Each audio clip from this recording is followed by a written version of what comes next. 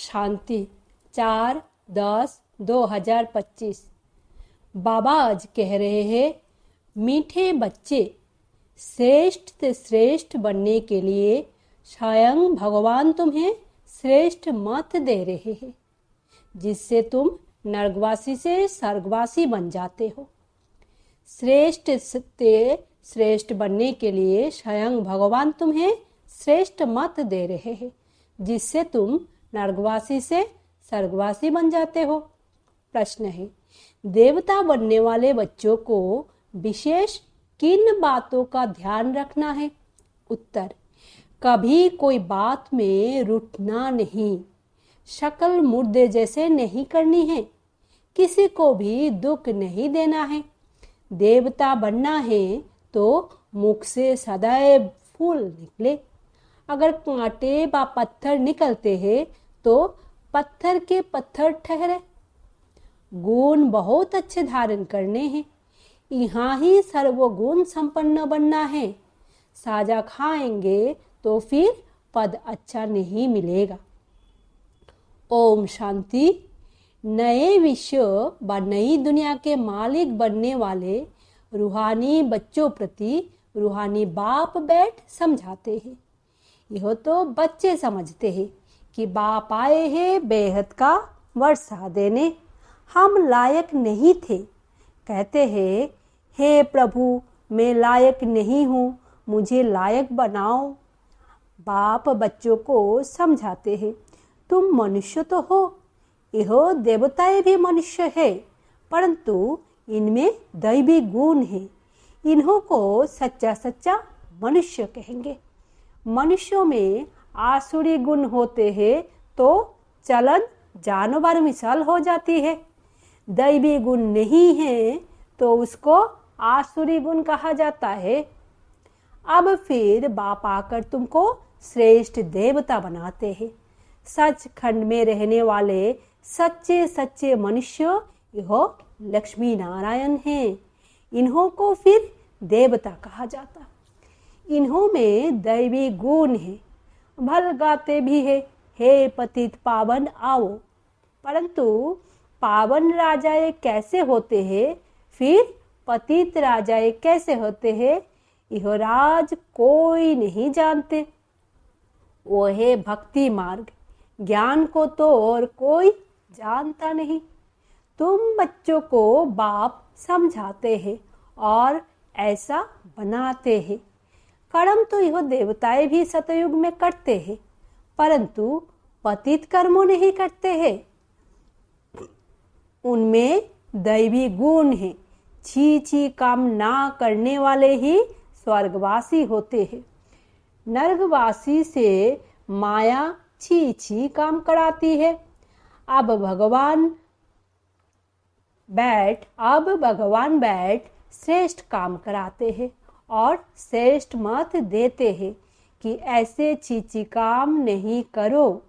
श्रेष्ठ से श्रेष्ठ बनने के लिए श्रेष्ठ से श्रेष्ठ मत देते हैं। देवताएं श्रेष्ठ है ना, रहते भी है नई दुनिया स्वर्ग में। यह भी तुम्हारे में नंबरवार पुरुषार्थ अनुसार जानते हैं। इसीलिए माला भी बनती है 8 की व 108 की, करके 16,108 की भी कहे, वो भी क्या हुआ? इतने करोड़ों मनुष्य है, इनमें 16,000 निकले तो क्या हुआ? 1/4% भी नहीं। बाप बच्चों को कितना ऊंच बनाते हैं। रोज बच्चों को समझाते हैं कि कोई भी विकर्मों नहीं करो। तुमको ऐसा बाप मिला है तो बहुत खुशी होनी चाहिए। तुम समझते हो कि हमको बेहद के बाप ने एडप्ट किया है, हम उनके बने हैं।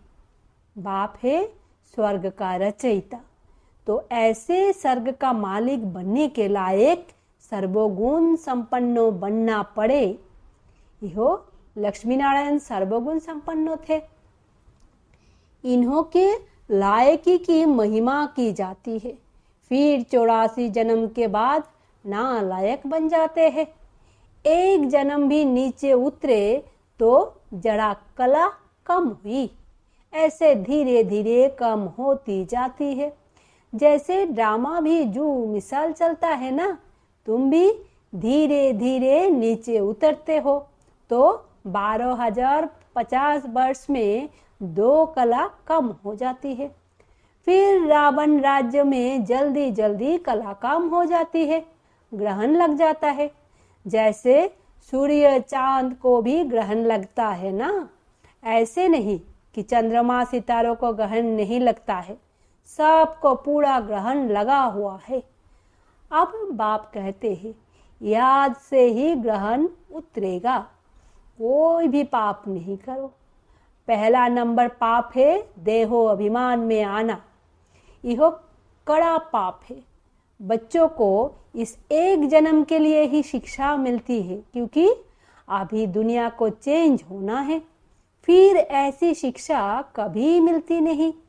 वेरिस्टारी आदि की शिक्षा तो तुम जन्म जन्मांतर लेते आए हो, स्कूल आदि तो सदा है ही। यह ज्ञान एक बार मिला बस। ज्ञान सागर बाप एक ही बार आते हैं, वो अपना और अपनी रचना के आदि मध्य अंत की सारी नॉलेज देते हैं। बाप कितना सहज समझाते हैं, तुम आत्माएं पार्टधारी हो। आत्माएं अपने अपने घर से आकर यहाँ पार्ट बजाती हो, उनको मुक्तिधाम कहा जाता है। स्वर्ग है जीवन मुक्ति, यहाँ तो है जीवन बंद। यह अक्षर भी यथार्थ रीति याद करने हैं। मोक्ष कभी नहीं होता। मनुष्य कहते हैं मोक्ष मिल जाए, अर्थात आवागमन से निकल जाए, परंतु पार्ट से तो निकल नहीं सकते। यह अनादि बना बनाया खेल है। वर्ल्ड की हिस्ट्री जियोग्राफी हूबहू रिपीट होती है। सतयुग में वही देवता आएंगे, फिर पीछे इस्लामी बौद्धि आदि सब आएंगे। यह ह्यूमन झाड़ बन जाएगा। इनका बीज ऊपर में है। बाप है मनुष्य सृष्टि का बीज रूप। मनुष्य सृष्टि तो है ही, परंतु सतयुग में बहुत छोटी होती है, फिर धीरे धीरे बहुत वृद्धि होती जाती है। अच्छा, फिर छोटी कैसे होगी? बाप आकर पतित से पावन बनाते हैं। कितने थोड़े पावन बनते हैं, कोटों में कोई निकलते हैं। आधा कल्प बहुत थोड़े होते हैं। आधा कल्प में कितनी वृद्धि होती है, तो सबसे जास्ती संप्रदाय उन देवताओं की होनी चाहिए, क्योंकि पहले पहले यह आते हैं, परंतु और धर्म में चले जाते हैं, क्योंकि बाप को ही भूल गए। यह है एक अज भूल का खेल। भूलने से कंगाल हो जाते हैं, भूलते भूलते एकदम भूल जाते हैं। भक्ति भी पहले एक की करते हैं, क्योंकि सर्वों की सद्गति करने वाला एक है, फिर दूसरे किसी की भक्ति क्यों करनी चाहिए? इन लक्ष्मी नारायण को भी बनाने वाला तो शिव है ना, श्री कृष्ण बनाने वाला कैसे होगा? यह तो हो नहीं सकता। राजयोग सिखलाने वाला श्री कृष्ण कैसे होगा? वो तो है सतयुग का प्रिंस। कितनी भूल कर दी है, बुद्धि में बैठता नहीं है। अब बाप कहते हैं मुझे याद करो और दैवी गुण धारण करो। कोई भी प्रॉपर्टी का झगड़ा आदि है तो उनको खलास कर दो। झगड़ा करते करते तो प्राण भी निकल जाएंगे। बाप समझाते हैं इसने छोड़ा तो कोई झगड़ा आदि थोड़े ही किया, कम मिला तो जाने दो, उसके बदले कितनी राजाई मिल गई। बाबा बताते हैं मुझे साक्षात्कार हुआ विनाश और राजाई का, मुझे साक्षात्कार हुआ विनाश और राजाई का, तो कितनी खुशी हुई। हमको विश्व की बादशाही मिलनी है, तो यह सब क्या है? ऐसे थोड़े ही कोई भूख मरेंगे। बिगड़ पैसे वाले भी पेट तो भरते हैं ना। मम्मा ने कुछ लाया क्या? कितना मम्मा को याद करते हैं। बाप कहते हैं याद करते हो यह तो ठीक है, परंतु अभी मम्मा के नाम रूप को याद नहीं करना है। हमको भी उन जैसी धारणा करनी है। हम भी मम्मा जैसा अच्छा बनकर गद्दी लायक बने। सिर्फ मम्मा की महिमा करने से थोड़े ही हो जाएंगे। बाप तो कहते हैं माँ में कम याद करो, याद की यात्रा में रहना है, मम्मा जैसा ज्ञान सुनाना है। मम्मा की महिमा का सबूत तब हो जब तुम भी ऐसे महिमा लायक बनकर दिखाओ। सिर्फ मम्मा मम्मा कहने से पेट नहीं भरेगा और ही पेट पीठ से लग जाएगा। शिव बाबा को याद करने से पेट भरेगा। इस दादा को भी याद करने से पेट नहीं भरेगा। याद करना है एक को, बलिहारी एक की ही है। युक्तियां रचनी चाहिए सर्विस की, सदैव मुख से फूल निकले। अगर कांटे पत्थर निकलते हैं तो पत्थर के पत्थर ठहरे। गुण बहुत अच्छे धारण करने हैं। तुमको यहाँ सर्वगुण संपन्न बनना है। साजा खाएंगे तो फिर पद अच्छा नहीं मिलेगा। यहाँ बच्चे आते हैं बाप से डायरेक्शन सुनने। यहाँ बच्चे आते हैं बाप से डायरेक्ट सुनने। यहाँ ताजा ताजा नशा बाबा चढ़ाते हैं। सेंटर पर नशा चढ़ता है, फिर घर गए संबंधी आदि देखे तो खल्लास। यहाँ तुम समझते हम बाबा के परिवार में बैठे हैं। वहाँ आसुरी परिवार होता है, कितने झगड़े आदि रहते हैं। वहाँ जाने से ही कीचड़ पट्टी में जाकर पड़ते हैं। यहाँ तो तुमको बाप भूलना नहीं चाहिए। दुनिया में सच्ची शांति किसको भी मिल ना सके। पवित्रता, सुख, शांति, संपत्ति सिवाय बाप के कोई दे नहीं सकता। ऐसे नहीं कि बाप आशीर्वाद करते हैं आयुष्मान भवो पुत्रवान भवो, नहीं, आशीर्वाद से कुछ भी नहीं मिलता। यह मनुष्य की भूल है। सन्यासी आदि भी आशीर्वाद नहीं कर सकते। आज आशीर्वाद देते, कल खुद ही मर जाते। पाप भी देखो कितने होकर गए हैं।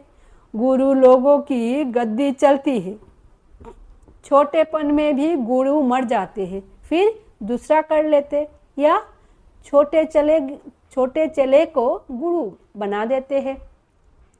यहाँ तो बाप दादा है देने वाला, इहो लेकर क्या करेंगे। बाप तो निराकार है ना, लेंगे साकार। यह भी समझने की बात है। ऐसा कभी नहीं कहना चाहिए कि हम शिव बाबा को देते हैं। नहीं, हमने शिव बाबा से पदम लिया, दिया नहीं। बाबा तो तुमको अनगिनत देते हैं। शिव बाबा तो दाता है, तुम उनको देंगे कैसे। मैंने दिया, इहो समझने से फिर देह अभिमान आ जाता है। हम शिव बाबा से ले रहे हैं।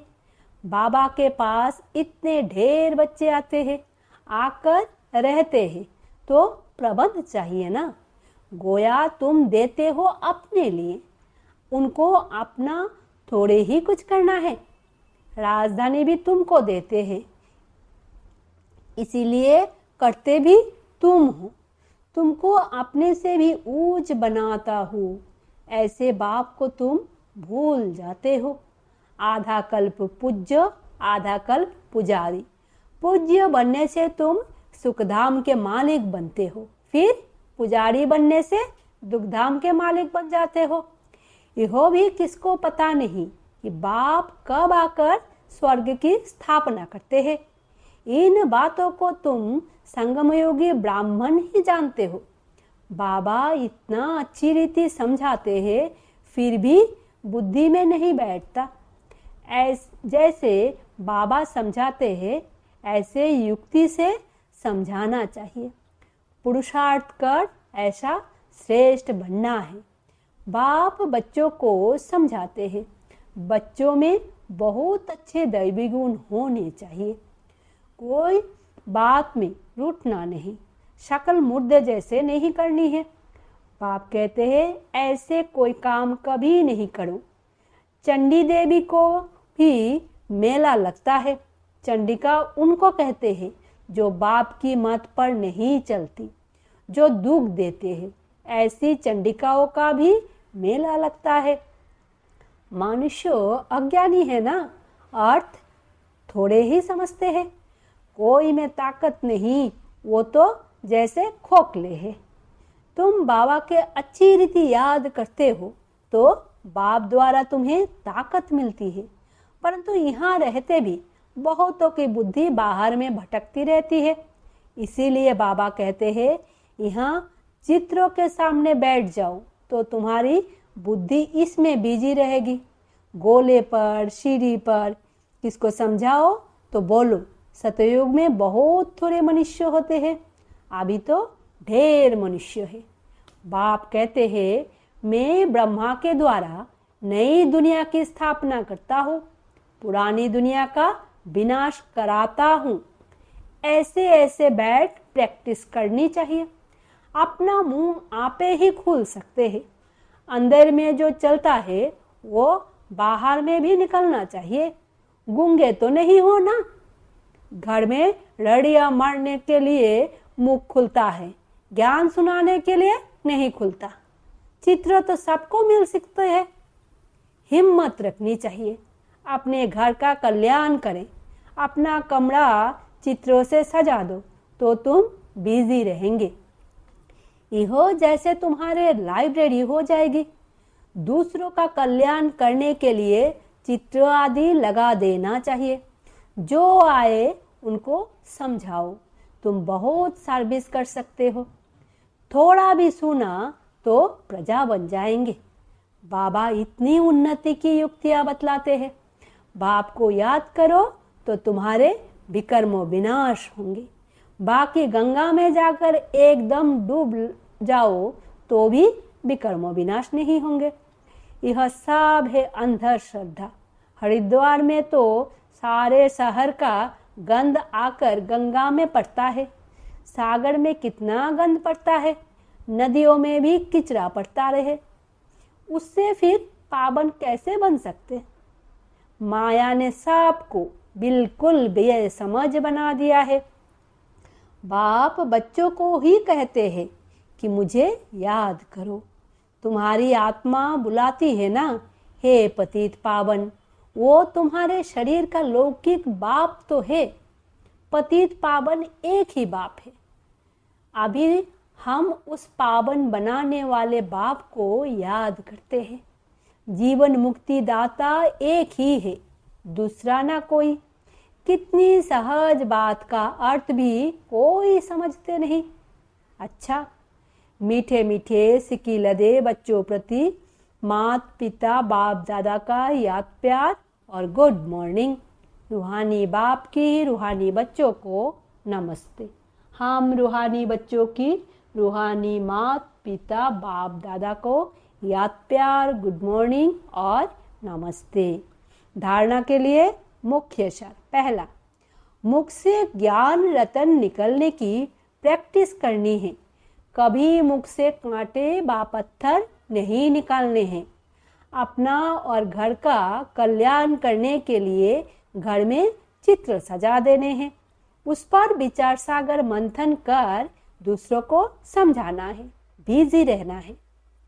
दूसरी, बाप से आशीर्वाद मांगने के बजाय उनकी श्रेष्ठ मत पर चलना है। बलिहारी शिव बाबा की ही है, इसीलिए उन्हें ही याद करना है। इहो अभिमान ना आए कि हमने बाबा को इतना दिया। वरदान है, बाप समान स्थिति द्वारा समय को समीप लाने वाले तत्वत्वम के वरदानी भव। बाप समान स्थिति द्वारा समय को समीप लाने वाले तत्वत्वम के वरदानी भव। अपने पन को मिटाना अर्थात बाप समान स्थिति में स्थित होकर समय को समीप लाना। जहाँ अपनी देहों में या अपनी कोई भी वस्तु में अपनापन है, वहाँ समानता में परसेंटेज है। परसेंटेज माना डिफेक्ट। ऐसे डिफेक्ट वाला कभी परफेक्ट नहीं बन सकता। परफेक्ट बनने के लिए बाप के लब में सदा लवलीन रहो। सदा लाभ में लब मिल रहने से सहज ही औरों को भी आप समान बाप समान बना सकेंगे। बाप दादा अपने लवली और लवलीन रहने वाले बच्चों को सदा तत्वम का वरदान देते हैं। स्लोगन है, एक दो के विचारों को रिगार्ड दो तो स्वयं का रिगार्ड, एक दो को रिगार्ड दो तो स्वयं का रिकॉर्ड अच्छा बन जाएगा। अव्यक्त इशारे, स्वयं और सर्वों के प्रति मनसा द्वारा योग की शक्तियों का प्रयोग करो। स्वयं और सर्वों के प्रति मनसा द्वारा योग की शक्तियों का प्रयोग करो। मनसा सभा के लिए मन बुद्धि व्यर्थ सोचने से मुक्त होना चाहिए। मनसा सेवा के लिए मन बुद्धि व्यर्थ सोचने से मुक्त होना चाहिए। मनमना भवो के मंत्र का सहज स्वरूप होना चाहिए। जिन श्रेष्ठ आत्माओं की मनसा अर्थात संकल्प श्रेष्ठ और शक्तिशाली है, शुभ भावना शुभ कामना वाले है, वो मनसा द्वारा शक्तियों का दान दे सकते हैं। ओम शांति। शुक्रिया बाबा।